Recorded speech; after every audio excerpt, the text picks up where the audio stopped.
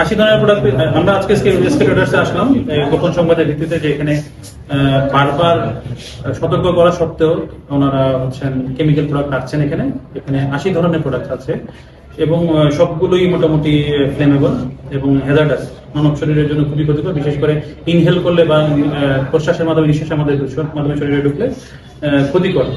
এবং হচ্ছে ওনাদেরকে আমরা দেখলাম যে ফায়ার সার্ভিস ইতিমধ্যে 4বার নোটিশ করেছে। 4টা নোটিশ সম্প্রতি গত 30/9/2025 তারিখেও ওনাদেরকে নোটিশ করা হয়েছে। তো ওনারা সেই অনুযায়ী ব্যবস্থা নিয়ে গোডাউনটা সরিয়ে নিয়ে, এটি একটি আবাসিক এলাকা এবং এটি জনবহুল এবং হচ্ছে খুবই ঘনবসতিপূর্ণ।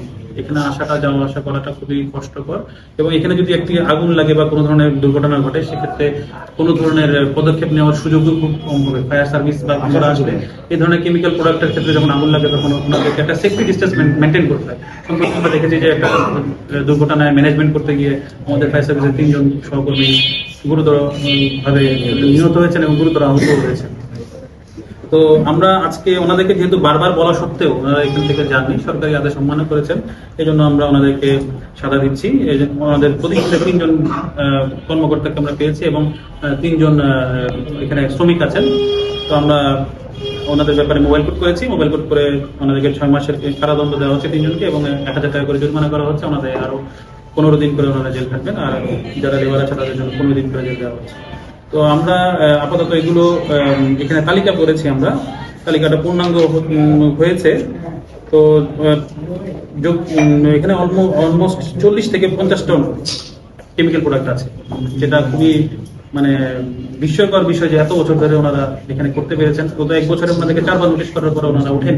প্রতিষ্ঠানের বিরুদ্ধে কি ব্যবস্থা? প্রতিষ্ঠানের বিরুদ্ধে আমরা ব্যবস্থা নিব। এখানে মোবাইল কোর্টে আসলে প্রতিষ্ঠানের বিরুদ্ধে সরাসরি ব্যবস্থা নেওয়ার সুযোগ নেই।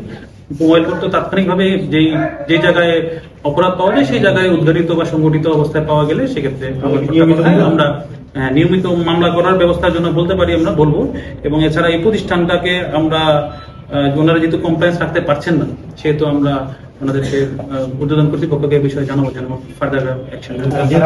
আসসালামু আলাইকুম, আপনাদেরকে অসংখ্য ধন্যবাদ। আপনারা দীর্ঘদিন যাবৎ দেখতেছেন যে এবং ভিতরে যে গুদামটা আছে সেই গুদামটাও কিন্তু আপনারা পর্যবেক্ষণ করছেন।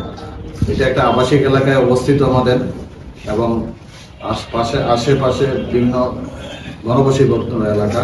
আর যে গুদামটা করা হয়েছে খুবই বিপজ্জনক, যেটার ভিতরে কোনো আমরা ভিতরে ঢুকছি যখন, কিন্তু ভিতর থেকে বের হওয়ার রাস্তায় আমরা খুঁজে পাচ্ছিলাম না যে অবস্থা, এবং কোনো প্রকার ভেন্টিলেশন ছিল না। এবং দোতলায়ও আমরা টিনশেড করে সেখানে কেমিক্যাল মজুদ রাখা হয়েছে, যা কোনো অবস্থাতে গ্রহণযোগ্য না। অলরেডি সরকার একটা নির্দেশনা আছে আমাদের, যাতে পুরাতন ঢাকা বা ঢাকা সিটির আশেপাশে এলাকা থেকে কেমিক্যালগুলো বিভিন্ন এলাকায় সরিয়ে নেওয়ার জন্য, বিশেষ করে কেরানীগঞ্জ, শ্যামপুর এবং টঙ্গীতে কেমিক্যাল পাওয়া হয়েছে এবং সিরাজদিঘানে করা হয়েছে। যে কেমিক্যালগুলো আছে এই কেমিক্যালগুলো যদি একটার সাথে একটা বিক্রিয়া হয় তাহলে একটা বিপজ্জনক অবস্থা সৃষ্টি হবে। যে বিষয়টা আপনারা দেখছেন যে আমাদের টঙ্গীতে আমাদের ফায়ার সার্ভিস সিভিল ডিভিশনের একজন কর্মকর্তা, 2 জন ফায়ার ফাইটার নিহত হয়েছেন এবং 1 জন ফায়ার ফাইটার আহত হয়েছিলেন। এবং বীরপুরে ঠিক একইভাবে কেমিক্যাল দুর্ঘটনার কারণে এখানে 17 জন গার্মেন্টসের শ্রমিক মারা যায় এবং খুবই দুঃখজনক ঘটনা। যাতে এই ধরনের ঘটনা না ঘটে তার জন্য জেলা প্রশাসক মহোদয়ের কাছে আমরা লিখিতভাবে মেসেজ চেয়েছিলাম যাতে আমরা মোবাইল কোড করতে পারি কিনা। এই জন্য জেলা প্রশাসক মহোদয়কে অনেক অনেক ধন্যবাদ জানাচ্ছি, যিনি